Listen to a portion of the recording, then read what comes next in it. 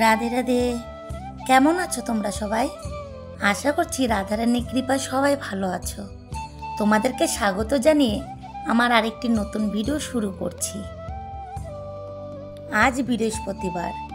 গতকাল আমাদের বাড়িতে অনেক বৈষ্ণব সেবা হয়েছিল, সে কারণে শরীরের উপর অনেক ধকল গেছে। রাত্রি 9টা পর্যন্ত সেবা চলেছে। সকল বৈষ্ণবরা খুব আনন্দ সহকারে সেবা করেছে। আর এই গোপাল সোনাটা তাড়াতাড়ি চলে যাবে, তাই গোপাল সোনাকে আবার অঙ্গরাগ করতে হবে। দেখা যাক কখন করা যায়।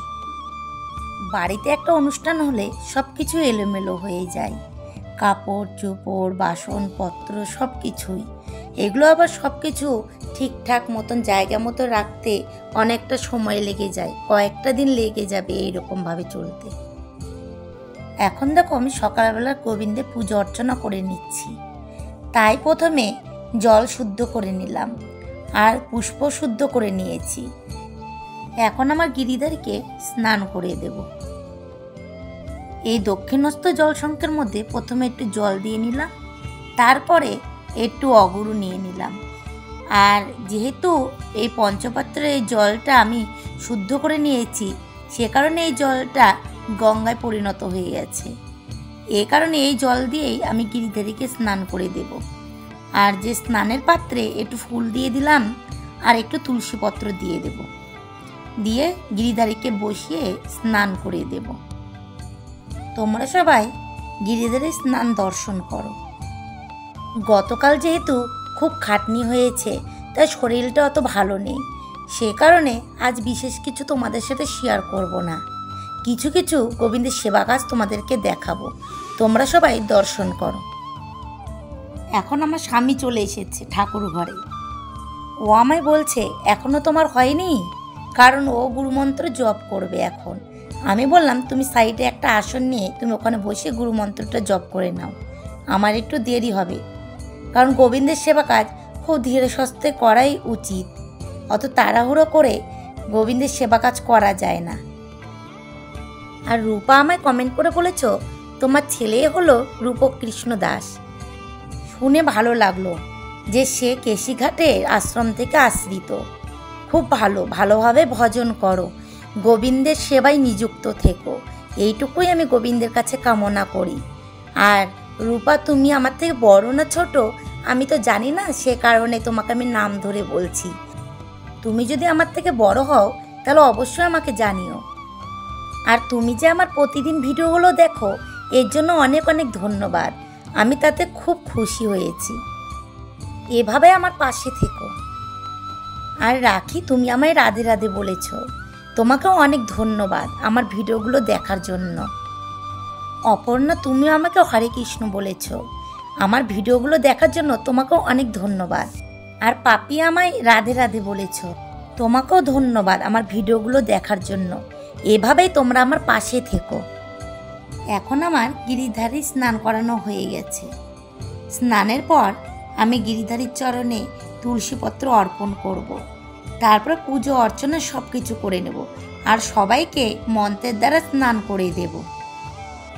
আর যদি তুলসী মঞ্জুরি থাকে অবশ্যই সবাই তুলসী মঞ্জুরি গোবিন্দকে অর্পণ করো, তাতে গোবিন্দ খুবই আনন্দ পায়। আমার পুজো অর্চনা হয়ে গেছে, এখন আমি আরতি জোগাড় করে নিয়ে আরতি করব।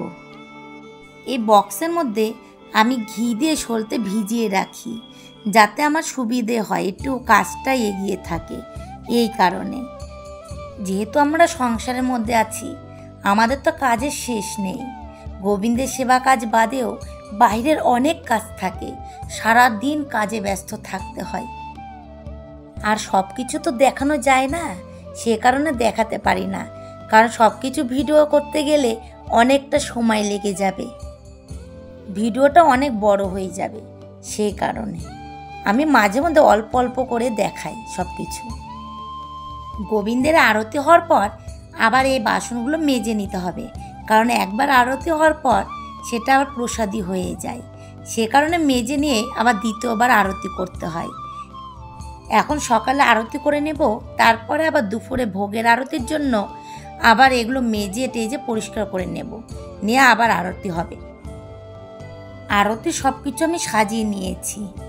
আর দেখো ফুলের উপর একটা তুলসী মঞ্জুরি দিয়ে দিলাম। এখন আমি একে একে সব কিছু দিয়ে আরতি করে নেব। একদম ফাল্গুন মাস পর্যন্ত এই তুলসী পত্র কিংবা তুলসী মঞ্জুরি দিয়ে আরতি করতে হয়। এই শুদ্ধ বস্ত্র দিয়েও আরতি হবে। একে একে সব কিছু রেডি করে নিলাম, এখন আরতি করে নেব। একজন আমাকে কমেন্টের মাধ্যমে জিজ্ঞাসা করেছো যে আমার রাধা দামোদর কোন ধাতুর। যেহেতু ওখানে নাম লেখা ছিল না, সে কারণে আমি নামটা বলতে পারলাম না। তোমার নাম অবশ্যই আমাকে কমেন্টের মাধ্যমে জানিও। 4 রকমের বিগ্রহকে আমরা পুজো অর্চনা সেবা কাজ করতে পারি। মৃন্ময় বিগ্রহ মানে মাটির বিগ্রহ, আর পাথরের বিগ্রহ, আর ধাতু বিগ্রহ মানে পিতলের বিগ্রহ, আর একটা বিগ্রহ আছে দারু বিগ্রহ। এই 4 রকমের বিগ্রহকে আমরা সেবা কাজ করতে পারি। তা আমার বিগ্রহ দারু বিগ্রহ, নিম কাষ্ঠের বিগ্রহ, আমার রাধা দামোদর। আমি পাথরের বিগ্রহ নিতে চেয়েছিলাম, আমার খুবই এটা মনের ইচ্ছে ছিল, কিন্তু পাথরের বিগ্রহকে নিলে অনেক ভারী হয়ে যাবে। যেহেতু গোবিন্দের সেবা পূজা কাজ আমাকে বেশিরভাগ করতে হয়, এ কারণে নাড়াচাড়া করা সব কিছুতেই খুবই আমার কষ্ট হয়ে যাবে। আমি ঠিকমতো তাদের সেবা কাজ করতে পারবো না। সে কারণে আমরা দারু বিগ্রহ নিয়েছি, আর এই বিগ্রহ নবদ্বীপ থেকে আনা হয়েছে। আর দারু বিগ্রহ যখন বানাতে দিয়েছিলাম, আমি বলেছিলাম এইভাবে আমার রাধা দামোদরকে অঙ্গরাগ করে দিতে। সেই মতনই এইভাবে অঙ্গরাগ করে নিচ্ছি, যেহেতু আমার পাথরের বিগ্রহ নেওয়ার ইচ্ছে ছিল সেই কারণে। আরতি সমাপ্তির পর আমি সকালকার বাল্য সেবা দিয়ে দেব। এই দেখো মিষ্টি আর সন্দেশ দিয়ে আজ গিরিধারের সেবা হয়েছে। আর গিরিধারের সেবার পরে আমি আবার 10টার ভোগটাও দিয়ে দেব।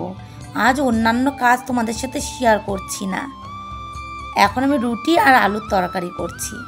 এই রুটি আর আলুর তরকারি দিয়ে আমার রাধা দামোদরের 10টার সেবা হবে। আমার রুটি হয়ে গেছে, এই দেখো রুটি করে নিয়েছি আর এদিকে তরকারি করে নিচ্ছি। আজ যেহেতু শরীরটা অত ভালো নেই, এ কারণে বেশি কিছু তোমাদের সাথে শেয়ার করিনি। এখন দেখো 10টার ভোগ হয়ে গেছে। রুটি, আলু সবজি আর মিষ্টি দিয়ে গোবিন্দের কাছে ভোগ লাগিয়েছি, আর সঙ্গে জল দিয়েছি। আর তারপরে আমি দুপুরের ভোগ লাগিয়ে দেব। তোমাদের সাথে রান্নাবান্না কিছুই শেয়ার করিনি। আমার স্বামী আজ ভোগ লাগাচ্ছে, ও বাড়িতে থাকলে ও ভোগ লাগায়।